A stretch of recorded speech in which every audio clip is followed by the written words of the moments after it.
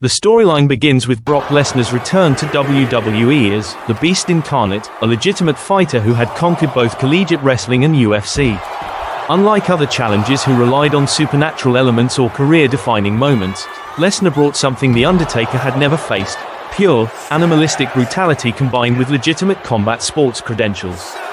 The psychological warfare. In the months leading up to WrestleMania, Lesnar's advocate Paul Heyman masterfully planted seeds of doubt. He didn't just challenge the streak, he dissected it, pointing out that The Undertaker's recent victories had become increasingly difficult, requiring more time to recover and showing visible signs of wear. Heyman argued that while legends fade, beasts evolve and adapt. The psychological campaign focused on a simple truth: The Undertaker was no longer the dominant force he once was, while Lesnar was entering his prime as a combat athlete. The physical breakdown. The storyline emphasized how Lesnar's MMA background gave him a unique advantage.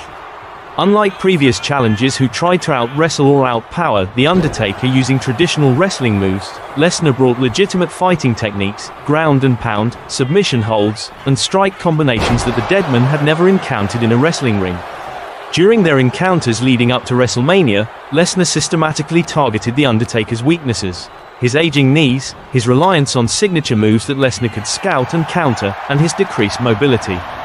The night of conquest. At WrestleMania, the storyline culminated in Lesnar treating the match not as a wrestling spectacle, but as a legitimate fight.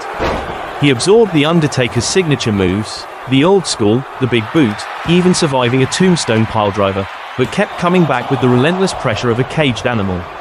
The turning point came when Lesnar reversed a second tombstone attempt into a series of German suplexes, showcasing his amateur wrestling base. Each suplex wasn't just a wrestling move, it was a statement that technique and athleticism would overcome mystique and legend. The moment of truth. The final F5 that ended the streak wasn't just a finishing move, it represented the changing of the guard in professional wrestling.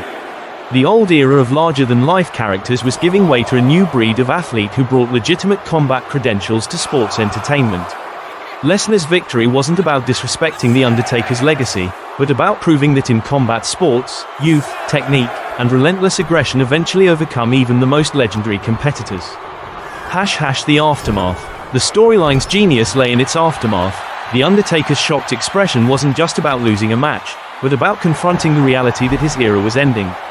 Meanwhile, Lesnar's calm, almost businesslike demeanor after the victory reinforced that this wasn't personal vendetta, but simply the natural order of combat sports. This storyline worked because it blended legitimate athletic credibility with wrestling storytelling, creating a moment that felt both shocking and inevitable, the perfect storm of circumstances that allowed the Beast to conquer the streak. This storyline works because it treats the match as a collision between two different eras of wrestling: the supernatural mystique of The Undertaker versus the legitimate athletic dominance of Brock Lesnar. It provides logic